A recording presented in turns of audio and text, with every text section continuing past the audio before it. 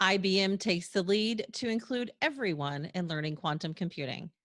I'm Tonya Hall, and joining me is Dr. Kayla Lee, Growth Product Manager, Community Partnerships at IBM Quantum and Qiskit. Welcome, Kayla. Hi, thanks for having me. Of course. So, help us explain what are some of the projects to which you contribute at IBM? Sure. So I've been at IBM for about 2 years. I recently started a new role. So the community partnerships is my new role. But before I really worked with industry clients on how they could get started with quantum computing. So generally people are like, this sounds like fun. It's new technology. So what? So I helped fill in the gaps with the so what and kind of that translation between business and science. Now I'm focused more on building our open source community. So one of the great things that we really like celebrating at IBM is how open and accessible we are. And so how do we bring more people into that community to contribute, to be excited about quantum computing and KiSKit? And then what sort of things do you need to do, right? The technology is new.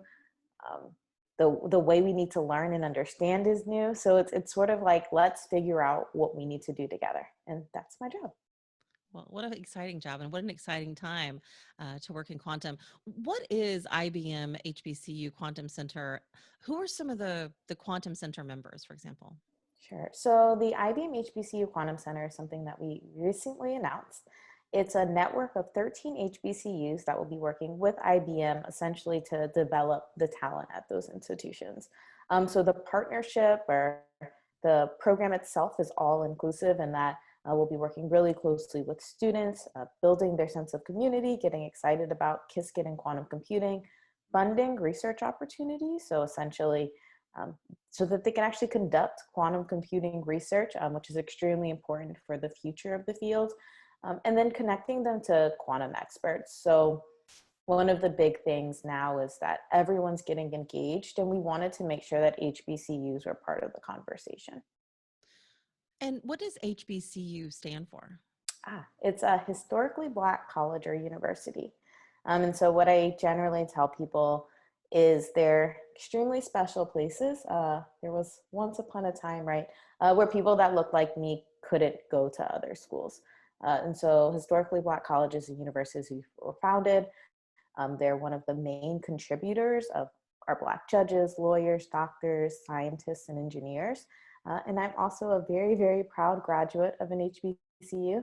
Actually, my parents and my mom's parents all went to HBCU, so sort of very special in my family tree, but then also for the broader community. Well, congratulations, Kayla, and what a lineage. Explain how IBM's multi-year investment will bring researchers and students together across the HBCU network. Sure. I think the best way to start thinking about it is recently there was a national quantum initiative where the US government said we're going to invest $1 billion into the future of quantum technologies. I think I can count on one hand the number of Black professors that were involved in that deal. So that's probably a very, very small part of that 1 billion. So there has to be a very serious conversation. What do people need to do to get engaged? What does that need to look like, and when does it need to happen? So by happening now, by getting 13 schools, each with their own professors, each with their own different partners, and more importantly, each with their own students involved, it actually offers you an opportunity to level the playing field and change the conversation. So you could imagine that if we waited another 3 years, there'd be more grants to our same favorite people, right? Our same favorite schools, more grants to your same favorite companies. And it just would widen the gap from the opportunities that people have, specifically students that are thinking about what they want to do next and what those careers could look like. So hopefully by working with people now, we can get them excited, but we can also get them prepared for what comes next and what those paths look like. What is IBM's KiSKit?